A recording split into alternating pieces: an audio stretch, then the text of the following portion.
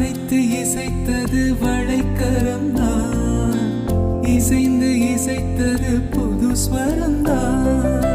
சிரித்த சிரிப்பொலி சிலம்பொலிதான், கழுத்தில்